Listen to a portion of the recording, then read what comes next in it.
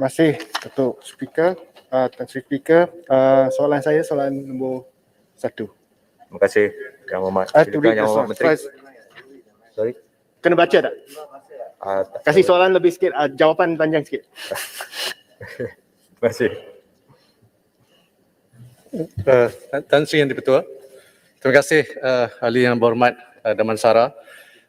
Untuk maklumat Ahli Yang Berhormat Damansara, dasar sedia ada menggariskan bahawa penjualan minuman keras secara runcit di premis perlu dilesenkan di bawah Akta Excise 1976. Pada masa yang sama, pelesenan penjualan minuman keras adalah di bawah bidang kuasa lembaga pelesenan yang dilantik melalui perwakilan kuasa Menteri Kewangan kepada Menteri Besar atau Ketua Menteri melalui perintah yang diwartakan pada tahun 1977. Oleh itu, sebarang pelesenan penjualan minuman keras perlu mendapatkan kelulusan lembaga pelesenan selaras dengan Seksyen 35 Akta Excise 1976. Setakat ini, tiada pindaan telah dibuat bagi perwakilan kuasa tersebut di mana kerajaan negeri diberi kuasa untuk membuat keputusan berkenaan lesen penjualan minuman keras. Saya akur bahawa baru-baru ini timbul pelbagai kekeliruan dalam pelaksanaan dan penguatkuasaan lesen penjualan minuman keras di peringkat negeri. Saya ingin memberi jaminan sekali lagi bahawa perwakilan kuasa melalui perintah yang diwartakan pada tahun 1977 masih kekal tanpa sebarang perubahan. Sehubungan itu, saya telah mengarahkan Jabatan Kastam Diraja Malaysia untuk mengambil tindakan segera dan mengemaskini segala dokumen perintah atau garis panduan bagi memastikan kekeliruan ini tidak berulang. Tindakan yang sewajarnya akan diambil bagi menyelesaikan perkara ini selewat-lewatnya menjelang hujung tahun ini, 31 Disember 2021. Oleh itu, sebarang isu berhubung pelesenan atau pengecualian daripada pelesenan adalah tertakluk kepada kuasa kerajaan negeri sepenuhnya. Sekian, terima kasih. Terima kasih. Silakan soalan tambahan Yang Hormat. Masih Yang Berhormat Menteri. Maksudnya arahan permohonan lesen ni bukannya ditarik balik seperti yang diriu-riukan oleh Presiden MCA Yang Berhormat Aitam.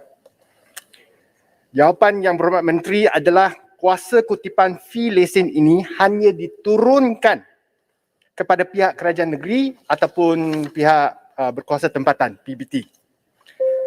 Maksudnya juga Yang Berhormat Aitam telah pun mengelirikukan orang ramai mengenai perkara ini. PBT seperti DBKL, Dewan Bandaraya, yang sebelum ni sudah ada kontroversi mengenai penjualan minuman beralkohol di kedai-kedai ubat masyarakat Cina, akan pasti menguatkuasakan perintah ini dan menyanyi kedai-kedai kopi yang hanya menjual minuman bir ataupun stout kepada pelanggan bukan Muslim. Ini adalah kedai-kedai kopi kecil nak cari makan sikit, jual minuman bir kepada pelanggan bukan Muslim. Soalannya. Saya nak tanya kepada Yang Berhormat Menteri, apakah sebabnya pihak Kementerian Kewangan tidak batalkan secara langsung perintah ini supaya tiada kuasa langsung perlu diturunkan kepada pihak kerajaan negeri? Dan adakah perkara ini sudah dibincang dalam kabinet dan adakah rakan-rakan di sebelah sana seperti Yang Berhormat Aitam ataupun daripada GPS telah setuju dengan perkara ini supaya perkara ini tidak lagi akan memberatkan beban kepada peniaga-peniaga kecil yang sekarang kita tahu susah nak cari makan di luar sana sekarang. Terima kasih. Terima kasih. 3 soalan Yang Hormat.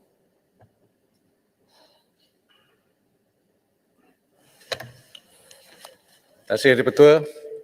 Terima kasih Yang Berhormat Damansara. Untuk makluman Ahli Yang Berhormat, sekali lagi saya ingin menegaskan bahawa pelesenan penjualan minuman keras adalah di bawah bidang kuasa lembaga pelesenan yang dilantik seperti saya sebut tadi melalui perwakilan kuasa Menteri Kewangan kepada Menteri Besar atau Ketua Menteri melalui perintah yang diwartakan pada tahun 1977. Dakwaan atau tumahan bahawa Kementerian Kewangan membatalkan perwakilan kuasa tersebut adalah tidak benar seperti yang disebut oleh Yang Berhormat Damansara. Seperti yang juga saya telah nyatakan tadi, terdapat kekeliruan yang telah timbul dalam pelaksanaan dan penguatkuasaan perkara ini di peringkat negeri.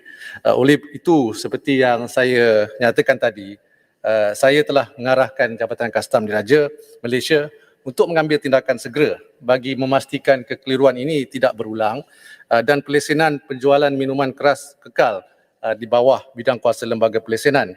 Kerajaan sebenarnya, Yang Berhormat Damansara, memang tiada niat untuk menarik balik apa-apa kelulusan pada masa kini.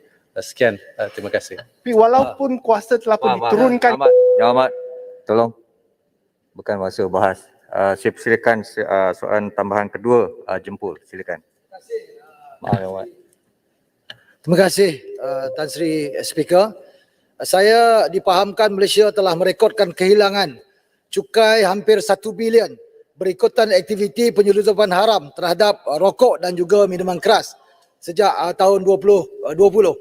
Soalan saya, apakah strategi kementerian untuk mengatasi kehilangan hasil cukai yang serius akibat penyeludupan minuman keras dengan lebih berkesan dan sejauh manakah langkah kementerian dengan memperkenalkan lesen penjualan arak ini mampu untuk membendung masalah tersebut daripada terus meluasa dan merugikan negara? Mohon Menteri untuk menjawab. Terima kasih.